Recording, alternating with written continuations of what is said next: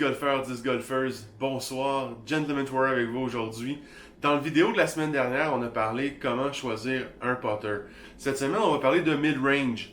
Le mid-range, comme j'ai expliqué dans une de mes premières vidéos, c'est sans doute le disque à avoir en premier. Lorsque vous voulez tester le disque golf, vous avez besoin d'un disque, ayez un mid-range. Pourquoi? Parce que le mid-range va vous permettre d'avoir un peu de distance, tout en ayant du contrôle lorsque vous allez commencer le disc golf et vous allez être vraiment en mesure de voir est-ce que vous aimez ça ou non.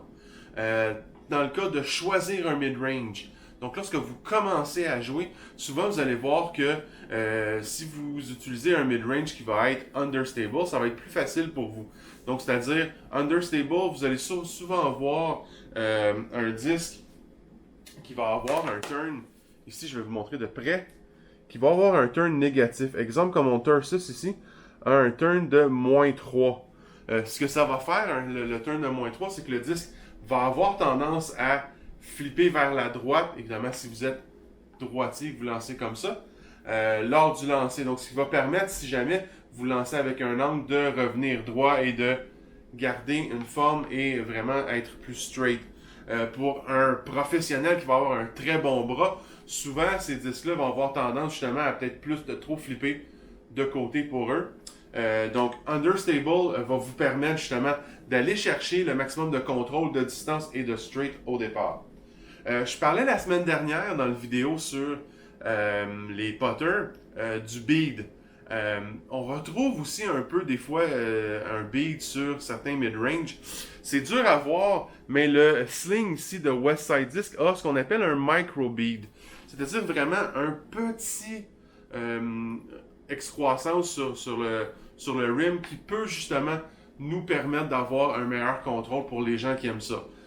Ça n'influencera pas sur les données de vol. Encore une fois, ce que j'ai dit la semaine passée, c'est ce que ça peut faire, c'est que le disque va se maganer moins vite, étant donné que c'est le bead qui va se maganer en premier.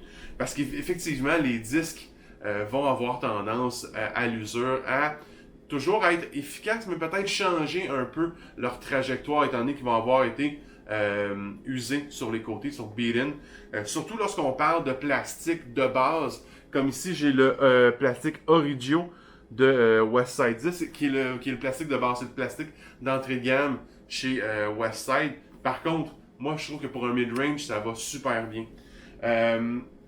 À la longue, vous allez pouvoir à ce moment-là, je vous dirais, varier un peu le type de mid-range que vous avez. Donc, ce qu'on conseille au départ, quelque chose de understable, ce qui va vous permettre d'avoir un maximum de résultats tout de suite.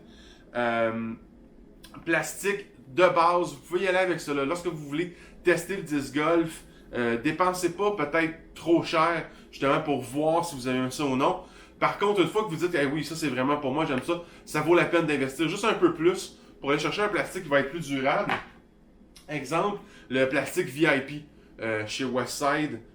Ici, j'ai un Gatekeeper. Gatekeeper qui, lui, contrairement à ce que j'avais tantôt, lui va être plus overstable. Et donc, va me permettre d'avoir des shots vraiment différents. Le flight path va être important aussi. Ce qui est le fun avec un mid-range, c'est que ça a besoin de beaucoup moins de force dans le bras pour aller chercher le maximum de puissance, pour aller chercher le maximum de distance avec le disque. C'est pour ça qu'on conseille de commencer avec un mid-range. Sinon, d'autres plastiques sont intéressants. Le plastique Prime chez Dynamic, c'est vraiment ça, le Warrant.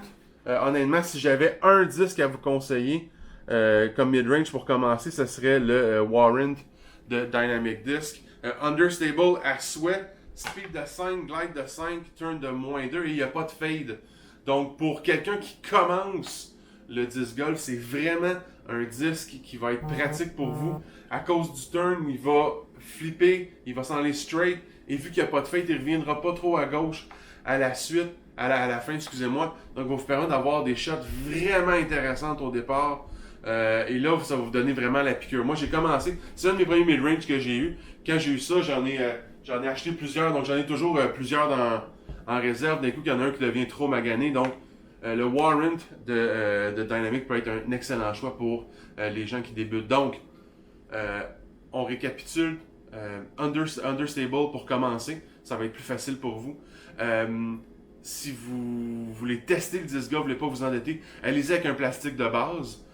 D'abord, dès que vous aimez ça, investissez un petit peu plus pour aller chercher quelque chose de plus durable, il n'y a aucun problème.